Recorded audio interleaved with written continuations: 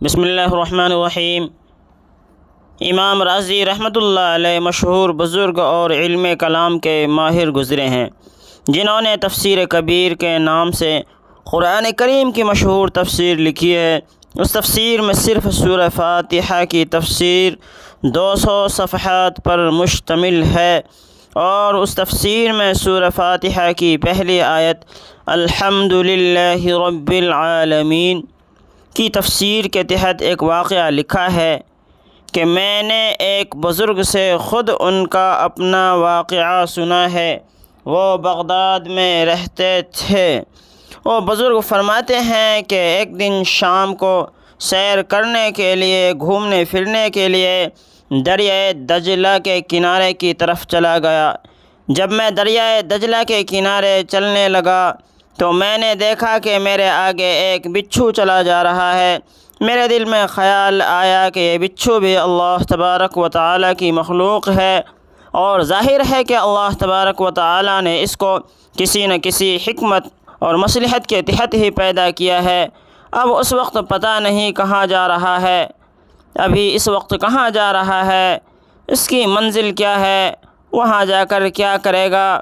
میرے دل میں خیال آیا کہ میرے پاس تو وقت ہے، میں سیر کے لیے نکلا ہوں، آج میں اس بچھو کا تعاقب کرتا ہوں، یعنی پیچھا کرتا ہوں کہ یہ کہاں جاتا ہے۔ چنانچہ وہ بچھو آگے آگے چلتا رہا اور میں اس کے پیچھے چلتا رہا۔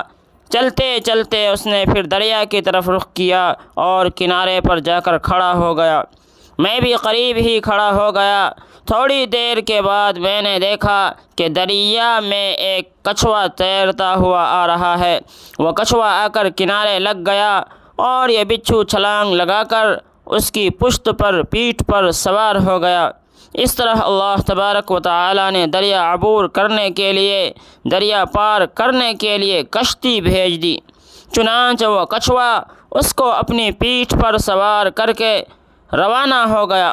چنانچہ میں نے یہ طے کر لیا تھا کہ آج میں یہ دیکھوں گا کہ بچھو کہاں جا رہا ہے، اس لیے میں نے بھی کشتی کرائے پر لی اور اس کے پیچھے روانہ ہو گیا، حتیٰ کہ یہاں تک کہ اس کچھوے نے دریا پار کیا اور جا کر اسی طرح دوسرے کنارے جا کر لگ گیا، اور وہ بچھو چھلانگ لگا کر اتر گیا۔ اب بچھو آگے چلا اور میں نے اس کا پھر تعاقب کرنا، پیچھا کرنا شروع کر دیا۔ آگے میں نے دیکھا کہ ایک آدمی ایک درخت کے نیچے سو رہا ہے۔ میرے دل میں خیال آیا کہ شاید یہ بچھو اس آدمی کو کاٹنے جا رہا ہے۔ میں نے سوچا کہ میں جلدی سے اس آدمی کو بیدار کر دوں، جگا دوں، تاکہ وہ شخص اس بچھو سے بچ جائے۔ لیکن جب میں اس آدمی کے قریب گیا تو میں نے دیکھا کہ ایک زہریلا سانپ اپنا پھن اٹھائے اس آدمی کے سر کے پاس کھڑا ہے، اور قریب ہے کہ وہ سانپ اس کو ڈس لے۔ اتنے میں یہ بچھو تیزی کے ساتھ سانپ کے اوپر سوار ہوا اور اس کو ایک ایسا ڈنک مارا کہ وہ سانپ بل کھا کر زمین پر گر پڑا اور تڑپنے لگا۔ پھر وہ بچھو وہاں سے کسی اور منزل کی طرف روانہ ہوا۔ اچانک اس وقت اس سونے والے شخص کی آنکھ کھل گئی اور اس نے دیکھا کہ قریب سے ایک بچھو جا رہا ہے۔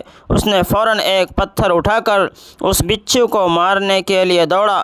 میں قریب ہی کھڑا ہوا یہ سارا منظر دیکھ رہا تھا، اس لیے میں نے فوراً اس کا ہاتھ پکڑ لیا اور اس سے کہا کہ تم جس بچھو کو مارنے جا رہے ہو یہ تمہارا محسن ہے اور اس نے تمہاری جان بچائی ہے۔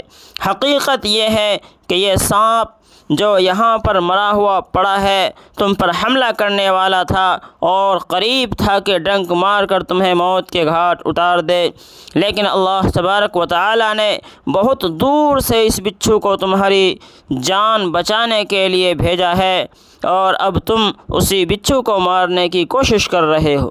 وہ بزرگ فرماتے ہیں کہ میں نے اس روز اللہ تبارک و تعالیٰ کی ربوبیت کا یہ کرشمہ دیکھا کہ کس طرح اللہ تبارک و تعالیٰ اس بچھو کو دریا کے دوسرے کنارے سے اس شخص کی جان بچانے کے لیے یہاں لائے۔ بہرحال دنیا میں کوئی چیز ایسی نہیں ہے کہ جس کے پیدا کرنے میں کوئی نہ کوئی تکوینی حکمت اور مصلحت نہ ہو۔